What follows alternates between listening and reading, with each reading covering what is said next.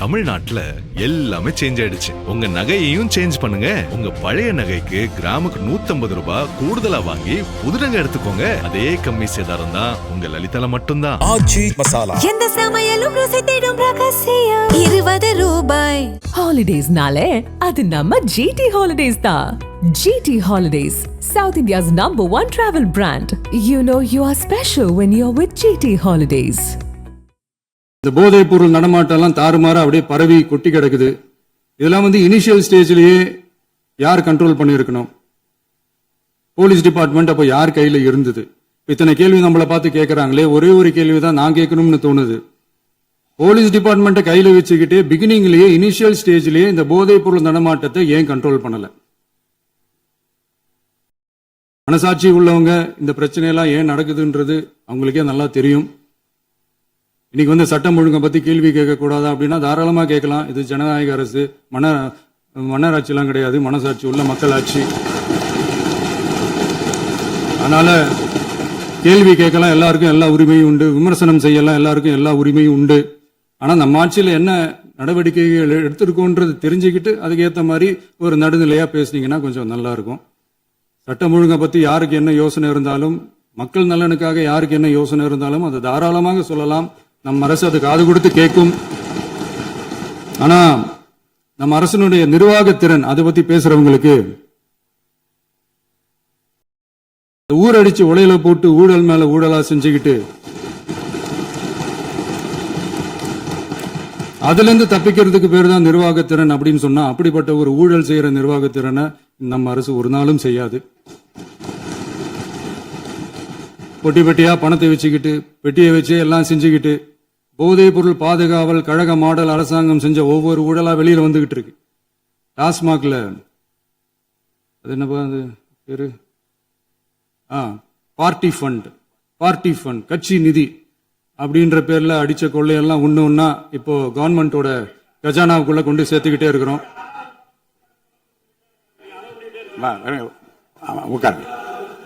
மாண்புமிகு முதல்வர்கள் பதிலுரைக்கு பிறகு பதிலுரைக்கு பிறகு நேரம் தர அப்ப பேசட்டும், அவங்க பேசட்டும், அவங்கள பேச அனுமதி. உட்காருங்க உட்காருங்க.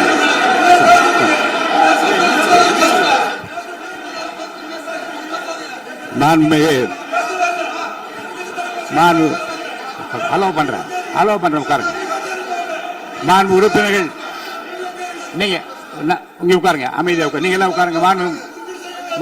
உட்காருங்க உட்காருங்க. மாண்புமிகு நீங்க எல்லாரும் உட்காருங்க. அமைதியா உட்காருங்க.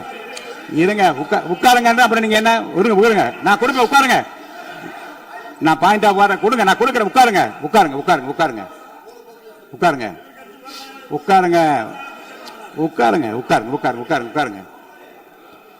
மாண்புமிகு முதல்வர் அவர்கள் கோர்வையாக நிதானமாக சொல்லிக்கொண்டே இருக்கிறார். நீங்க குறிப்பெடுத்து வைத்துக் கொள்ளுங்கள். பேசி முடித்தவுடன் நான் உங்களுக்கு அவகாசம் தருகிறேன். நீங்க ஒண்ணு சொல்லுங்க, என்ன என்பது நீங்க சொல்லுங்க. உங்க சொல்லுகிற வாய்ப்பை நான் உங்களுக்கு தருகிறேன். இப்போது மாண்புமிகு முதலமைச்சர் உங்கள் உரையை தொடரலாம்.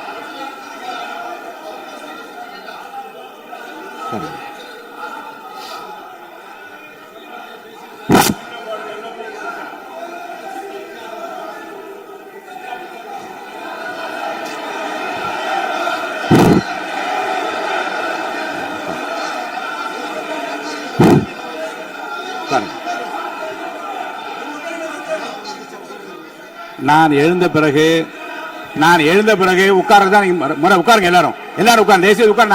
நான் அலோவ் பண்றேன். உட்காருங்க. அமைதியா உட்காருங்க. நான் அலோவ் பண்றேன். அமைதியா உட்காருங்க. அங்க இருந்து குரல் கொடுக்காதீங்க. உட்காருங்க.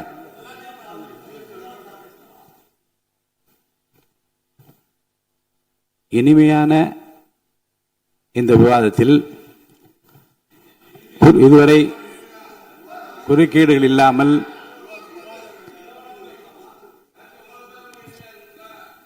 கொஞ்சம் அமைதியா இருங்க. மாண்புமிகு முதல்வர் அவர்கள் பேசி முடித்தவுடன் பாயிண்ட் ஆஃப் ஆர்டர் கேட்டிருக்கேன். நான் அனுமதிக்கிறேன். எதிர்க்கட்சி தலைவருக்கு மட்டும் நான் அனுமதி தருகிறேன். அவர் எழுந்து பேசலாம். முதலமைச்சர் நீங்க கண்டினியூ பண்ணி முடிக்கலாம். நீ எல்லாரும் எழுந்துச்சீங்கன்னா சரி வராது. உட்காருங்க. நான் சொல்லியிருக்கேன். உட்காருங்க. உட்காருங்க. உட்காருங்க.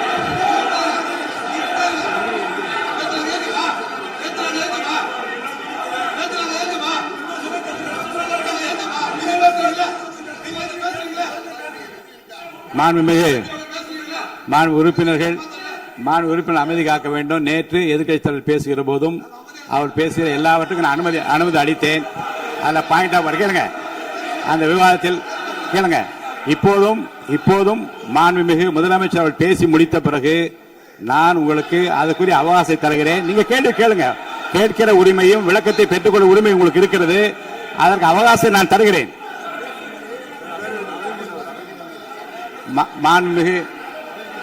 மாண்புமிகு உறுப்பினர் அமருங்க. நான் என் தீர்ப்பை சொல்லுகிறேன். மாண்புமிகு முதலமைச்சர் அவர்கள் பேசி முடித்தவுடன் எதிர்க்கட்சி தலைவருக்கு அந்த வாய்ப்பை நான் தருகிறேன். நிச்சயமா அந்த கேள்வி கேட்கலாம். உட்காருங்க எல்லாரும். முன்னவர் பேசுங்க. மாண்பு பேரவைத் தலைவர் அவர்களே, இன்று இவர்கள் முயற்சி செய்வது அவர் ஆளுங்கட்சியாக இருக்கின்ற போது இருங்க, நான் சொல்லிடுறேன் ப்ளீஸ். ஒரே நிமிஷம் நான் சொல்லிடுறேன் ப்ளீஸ். ஆளும் கட்சியாக இருக்கின்ற போது நீங்கள் சொன்ன ஒரே வார்த்தை, நாங்கள் பேசி முடித்ததற்கு பிறகு குறிப்பிடுத்துவிட்டு நீங்கள் எந்த கேள்வி வேண்டுமானாலும் கேட்கலாம் என்று ஒரு முறையை நீங்கள் பின்பற்றினீர்கள். அதே முறையை இப்போது பின்பற்ற வேண்டும் என்று கேட்டுக்கொள்கிறேன். பள்ளிக்கல்வித்துறை அமைச்சர். மாண்புமிகு பேரவைத் தலைவர் அவர்களே, நேற்றைய தினம் கூட எதிர்க்கட்சி தலைவர் சொன்னதை முழுமையாக கேட்டு இறுதியில் ஒரு வாய்ப்பு தந்தீங்க. அதுவும் இல்லாம இந்த நேரத்தில் நேரலையில் நீங்களும் பாக்குறீங்க. அங்கிருந்து உரிமையில் விழித்து இந்த பக்கம் இருக்க உறுப்பினர்களை பார்த்து அப்படின்னு உரிமையில் விழிப்பதை உங்கள் மூலமாக கண்டிக்கிறேன். அந்த வார்த்தையை அவை குறிப்பிலிருந்து நீக்கணும். கண்ணியம் காத்து முதல்வர் முழுமையாக பேசுவதை காத்து கண்ணியம் காத்து இந்த சபைக்கு ஒரு மரபு இருக்கிறது. அதை மூத்த உறுப்பினர்கள் பின்பற்றபடி உங்கள் மூலமாக கேட்டுக்கொள்கிறேன். மாண்புமிகு முதலமைச்சர் அவர்கள் உரையை தொடரலாம். நான் தரேன். நான் உறுதியாக மாண்புமிகு முதலமைச்சர் அவர்கள் பேசி முடித்தவுடன் எதிர்க்கட்சி தலைவருக்கு அந்த வாய்ப்பு தரப்படும் என்பதை உறுதியாக சொல்லிவிட்டேன். இடையிலே குறுக்கீடு செய்யாமல் அந்த பேச்சு முழுமையாக பேசி முடிக்க நீங்கள் அனுமதி வழங்க வேண்டும் என்று கேட்டுக்கொள்கிறேன். அமைதியா உட்காருங்க. அவங்க பேசி முடிக்கட்டும். நீங்க கேளுங்க. நான் என்ன சொல்றேன், கேட்கிற உரிமையும் விளக்கத்தை கேட்டு பெற உரிமை உங்களுக்கு இருக்கிறது. ஆனா இடையிலே குறுக்கீடு செய்யாமல் அதை முடிக்கும்படி நான் கேட்டுக்கொள்கிறேன்.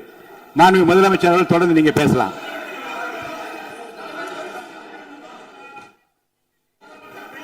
எதிர்க்கட்சி தலைவர் அவர்கள் உங்கள் கட்சியினுடைய உறுப்பினரை அமைதிப்படுத்த வேண்டும் என்று நான் கேட்டுக்கொள்கிறேன். உங்களுக்கு வாய்ப்பு தரவில்லை என்றால் அவர் எழுந்து நிற்பதில் நியாயம் இருக்கிறது. வாய்ப்பு தரப்போகிறேன். மாண்பு முதலமைச்சர் அவர்கள் பேசி முடித்தவுடன் உங்களுக்கு வாய்ப்பு தரப்படும். அது வரைக்கும் உங்களுடைய உறுப்பினரை அமைதி காக்க நீங்கள் தான் பார்த்துக் கொள்ள வேண்டும். மாண்பு அவை முன்னவர். மாண்பு பேரவைத் தலைவர் அவர்களே, அவர் அப்போது சொன்னது வேறு, இப்போது நடந்து கொள்கிற முறைகள் வேறாக இருக்கிறது. அன்றைக்கு அவர் சொல்லுகிற போது அமைச்சர் அத்தனை பேரும் பேசி முடித்ததற்கு பிறகு உங்களுடைய கருத்துக்கள் ஏதாவது மறுபடியும் தெரிவிக்கலாம். இப்போது பின்பற்றினால் நன்றாக இருக்கும். நீங்கள் அதற்காகத்தான் சொன்னீர்கள். முதலமைச்சர் பேசியதற்கு பிறகு எதிர்க்கட்சி தலைவர் அவர்கள் பேசுவதற்கு வாய்ப்பளிக்கிறோம் என்று சொல்லியிருக்கிறார்கள். ஆகவே தான் அந்த வாய்ப்பை நீங்கள் இல்ல அது பதில் சொல்லணும்னு கேட்டிருக்காங்க. பதில் சொல்லணும் சொல்லியிருக்காங்க. பதில் சொல்லினா தங்க பிரச்சனை இல்ல. அப்படி இல்ல. ஆகவே இல்ல நேற்றைய தினம் நீங்கள் அப்படி பேசிக்கொண்டது ஆறாவது இல்ல.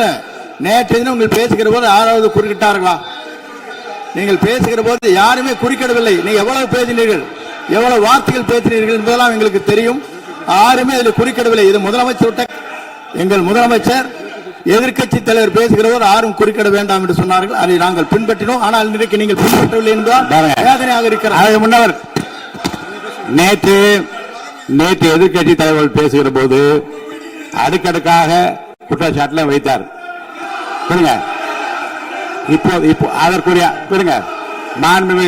மாண்புமிகு பொதுப்பணித்துறை அமைச்சர் கூட காலையில் அலுவலகத்தை சந்தித்து அவர்கள் சாட்டிய குற்றச்சாட்டுகளுக்கெல்லாம் ஆதாரங்களை எல்லாம் நான் கொண்டு வந்திருக்கிறேன் என்று சொன்னேன். நான் நேற்று அந்த விஷயம் நேற்றோடு முடிந்து விட்டது. ஆதாரங்களை கொடுங்கள், தக்க நேரத்தில் இதை பற்றி சொல்ல வேண்டிய நேர்ந்தால் நான் இதெல்லாம் ஆய்வு செய்து உரிய நேரத்தில் அவை குறிப்பிட்டு ஏற்றுவதற்கு முன்பாக அவரிடம் காட்டி அதற்கு பிறகு அதை பற்றி முடிவெடுக்கும் என்று நான் சொன்னேன்.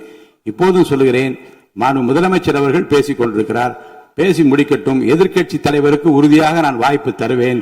அவர் கேள்விகளை முன்வைக்கலாம், விளக்கங்களை பெறலாம். இப்போதைக்கு பேரவைத் தலைவர் என்ற முறையில் என்னுடைய முடிவு இதுதான். அவையில் இருக்கக்கூடிய உறுப்பினர்கள் அமரும்படி நான் கேட்டுக்கொள்கிறேன். முதலமைச்சர் அவர்கள் பேச வேண்டிய போ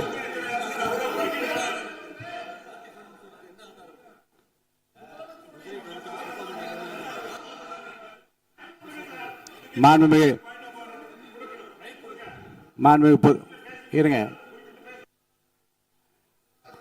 அவை முன்னவர் பேரவைத் தலைவர் அவர்களே, நேற்றைய தினம் நீங்கள் முழுமையாக பேசினீர்கள். உங்கள் பேச்சுக்கள் எப்படி இருந்தது என்பதும் நாடறியும். இருந்தாலும் கூட நாங்கள் அமைதியாக இருந்தோம். இல்ல நீங்க இருங்க, ஒவ்வொரு வார்த்தைக்கு இருங்க. நீங்க மின்வெட்டையில நீங்க சொன்னீங்க, உங்களுடைய முன்னாள் அமைச்சர் ஆற்காடு வீராசாமி இருக்கிற போது மின்வெட்டால் தான் நாங்கள் ஆட்சியே மாறியது என்றெல்லாம் சொன்ன கதையெல்லாம் இருக்கு. அதெல்லாம் சொன்னோம்னாங்க, நாங்களே அமைதியா இருந்தோம். அதுக்கு அங்கே தயவு செய்து எதிர்கட்சி தலைவருக்கு வாய்ப்பளிக்கிறார்கள். அந்த வாய்ப்பை நீங்கள் அவர் முதலமைச்சர் பேசுவதற்கு பிறகு பேசினால் அழகாக இருக்கும். அவை முன்னர் பள்ளி கல்வித்துறை அமைச்சர் மாண்புமிகு பேரவைத் தலைவர் அவர்களே, அவர் ஒரே ஒரு வார்த்தையை தான் சொன்னார். பார்ட்டி ஃபண்ட் என்ற வார்த்தையை கேட்டு எதிர்க்கட்சி நண்பர்கள் கோபப்படுகிறார்கள். ஆனால் அதன் மீது உங்களுக்கு பாயிண்ட் ஆஃப் ஆர்டர் தருவதாகவும் நீங்கள் வந்து சட்டப்பேரவைத் தலைவர் சொல்கிறீர்கள். நேற்றைய தினம் இதே போல வெற்றி தலைவர் அவர்களினுடைய வழிகாட்டில் வளர்ந்த நாங்கள் சகிப்புத்தன்மையோடு அவர்கள் பல வார்த்தைகள் சொன்னார்கள். புதிதாக சோஃபா மாடல் என்றார்கள், குதிரை பேரம் என்றார்கள், எத்தனையோ வார்த்தைகள் சொன்ன போது சகிப்புத்தன்மையோடு அதை கேட்டு பொறுமையாக இருந்தோம். இவர்கள் குதிரை பேரம் எல்லாம் அவைக்குள் நீக்கப்பட்டு விட்டது. சரி, சோஃபா மாடல் என்று சொன்னார்கள். ஆதாரம் கேட்டு இப்படி எழுந்து நாங்கள் கொந்தளிக்காமல் ஒரு சட்டமன்றத்தில் ஒரு உறுப்பினர் எப்படி நடந்து கொள்ள வேண்டும் என்பதற்கு எடுத்துக்காட்டாக தமிழக வெற்றி கழகத்தின் உறுப்பினர்கள் நடந்து கொண்டார்கள். இப்போது மதிப்பிற்குரிய எதிர்க்கட்சி தலைவர் அவர்களே, உங்கள் ஊடாக நான் கேட்பது என்னவென்றால், அவர்களினுடைய கட்சி உறுப்பினர்களை அவர் அமைதிப்படுத்தி முதல்வர் அவர்கள் உரையை முழுமையாக கேட்டு சகிப்புத்தன்மைக்கு சட்டமன்றத்தில் இந்த பக்கம் மட்டுமல்ல அந்த பக்கமும் எடுத்துக்காட்டாக இருப்பதற்கு அவர் வழிவகை செய்ய வேண்டும் என்று உங்கள் மூலமாக கேட்டுக்கொள்கிறேன். பொதுப்பணித்துறை அமைச்சர்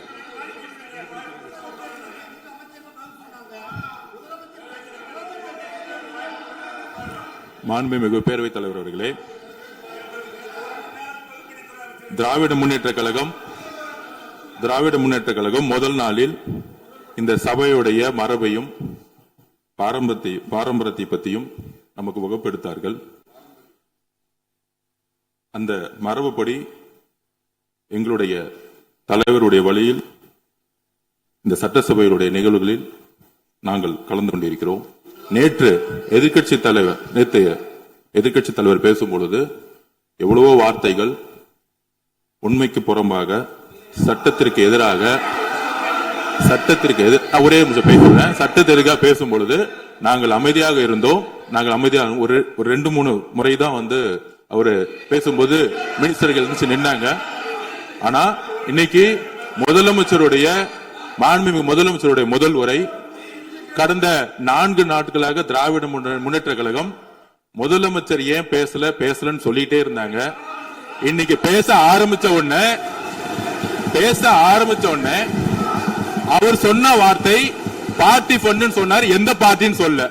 ஆனா அந்த வார்த்தைகள் சொல்லி முடிஞ்ச உடனே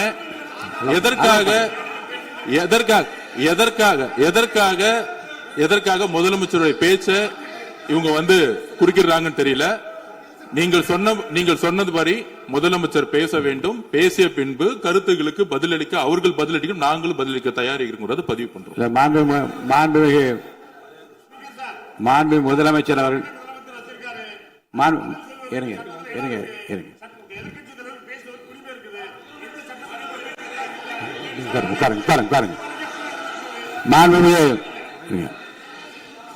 அது முன்னவர் மரபு இருக்கிறது, எப்போது வேணும் பாயிண்ட் ஆஃப் ஆர்டர் இருக்கலாம். இருந்தாலும் கூட நீங்க அந்த மரபை நீங்க கடைபிடித்தீங்களா உங்க ஆட்சியில? நீங்க வேண்டாம், நான் வேண்டாம். அதை முன்னவர் முன்பு எப்படி நடந்தால் என்பதை பற்றியோ முன்பு நடந்த நிகழ்வுகள் பற்றியோ நீங்கள் சொல்லி மீண்டும் மீண்டும் இந்த அவையினுடைய மாண்பை குறைக்க வேண்டாம் என்று நான் கேட்டுக்கொள்வது வேண்டாம். இப்போது உள்ள பிரச்சனை, மாண்பு முதலமைச்சர் அவர்கள் தன்னுடைய பேச்சை உறுதி செய்து முடிக்க வேண்டும். அவர் முடித்த பிறகு எதிர்க்கட்சி தலைவருக்கு நான் நிச்சயமாக வாய்ப்பு தருவேன். அவர் கேள்வி கணைகளை தொடுக்கலாம், சந்தேகங்களை கேட்கலாம், விளக்கம் தருவதற்கு மாண்பு முதலமைச்சர் அவர்கள் தயாராக இருக்கின்றார். அமைதியாக என்னை அமரும்படி நான் கேட்டுக்கொள்கிறேன். இப்போ நான் அனுமதிக்க முடியாது. மாண்பு முதலமைச்சர் உரையை தொடரலாம்.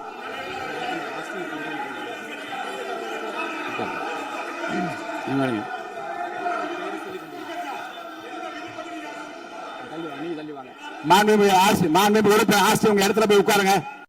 மாண்புமிகு உறுப்பினர் ஆஸ்டின், நீங்க ஒரு மூத்த உறுப்பினர், சபை விதிகளை நன்கு தெரிந்த ஒரு உறுப்பினர், நீங்க போய் இடத்துல உட்காருங்க. முதல்ல மாண்புமிகு முதலமைச்சர் அவர்கள் உரையை தொடரலாம். இப்போது எந்த விதமான பாயிண்ட் ஆஃப் ஆர்டர்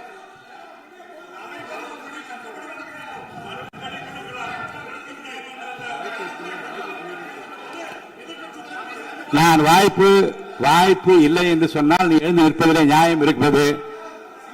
உட்காருங்க. வாய்ப்பு உறுதியாக எதிர்க்கட்சி தலைவருக்கு பாயிண்ட் ஆஃப் ஆர்டர் மட்டுமல்ல, உட்கார்ந்து அவர் பேசிய பேச்சுக்களை என்னென்ன இருங்க, என்ன என்ன என்ன என்ன என்ன உங்களுக்கு சந்தேகம் இருக்கிறதோ, வினாக்கள் இருக்கிறதோ அதை நீங்க கேட்கலாம். அவர் பதில் சொல்வதற்கு தயாராக இருக்கிறார். பேசி முடிக்கின்ற வரை அமைதி காக்கும்படி உங்களை நான் கேட்டுக்கொள்கிறேன். மாண்புமிகு எதிர்க்கட்சி தலைவர் முழு ஒத்துழைப்பை நீங்கள் தர வேண்டும் என்று நான் எதிர்பார்க்கிறேன்.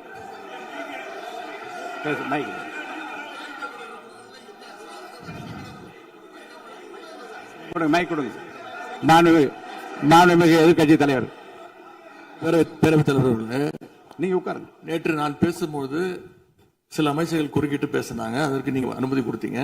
அது மாதிரி இன்னைக்கு முதலமைச்சர் பேசும்போது சில வார்த்தைகள், தவறான வார்த்தைகள் பேசுறாரு. அவர் பார்ட்டி ஃபண்ட் அப்படின்னு சொல்லியிருக்கிறாரு. அவர் அமைச்சர் அந்த பார்ட்டி ஃபண்ட் எந்த பார்ட்டின்னு கூட சொல்ல தைரியம் இருந்தா சொல்லுங்க, நாங்க அதெல்லாம் ஃபேஸ் பண்ண தயாரா இருக்கோம். எதையும் ஆதாரத்தோடு எதையும் பேசுங்க. நீங்க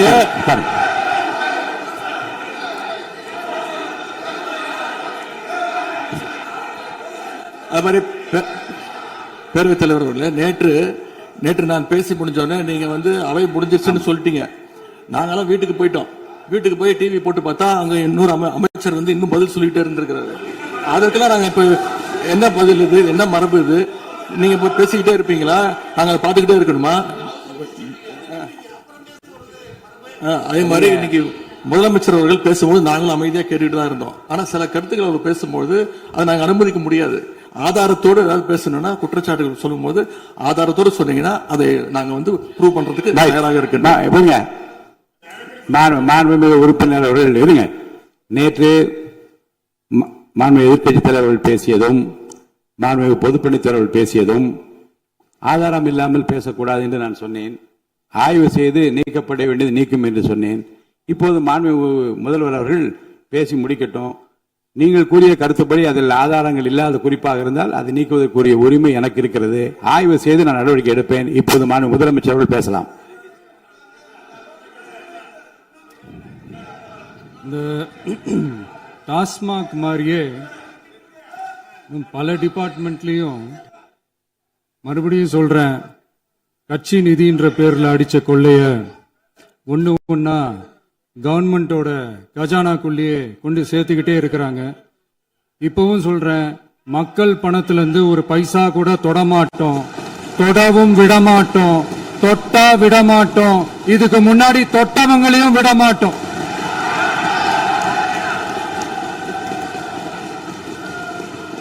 ஒவ்வொரு ஊழலா வெளியில வரும் போலயே,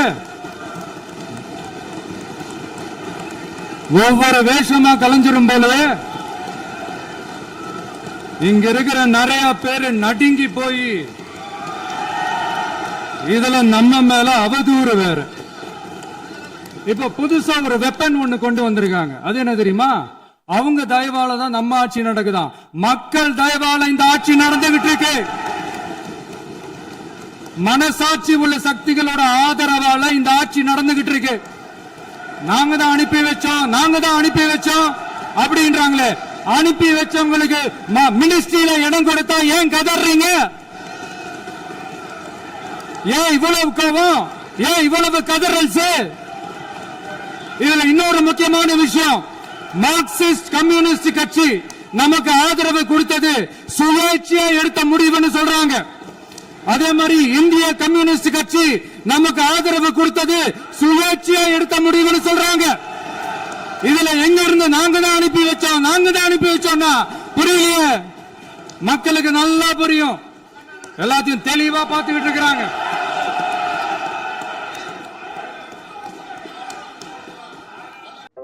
நக்கீரன் டிவிக்கு சப்ஸ்கிரைப் செய்யுங்கள். உங்கள் ஆதரவே எங்கள் பலம். ஆசிரியர்களுக்கு நண்பனாகவும் மாணவர்களுக்கு ஆசானாகவும் திகழும் தேர்வு வழிகாட்டி. ஒவ்வொரு பாடத்திற்கும் அனுபவமிக்க ஆசிரியர்களின் துல்லியமான தெளிவான விடைகள். CNC இருக்கு, தேர்வு பயம் எதற்கு? இது தீரன் பப்ளிஷிங் ஹவுஸ் விற்பனை வெளியீடு.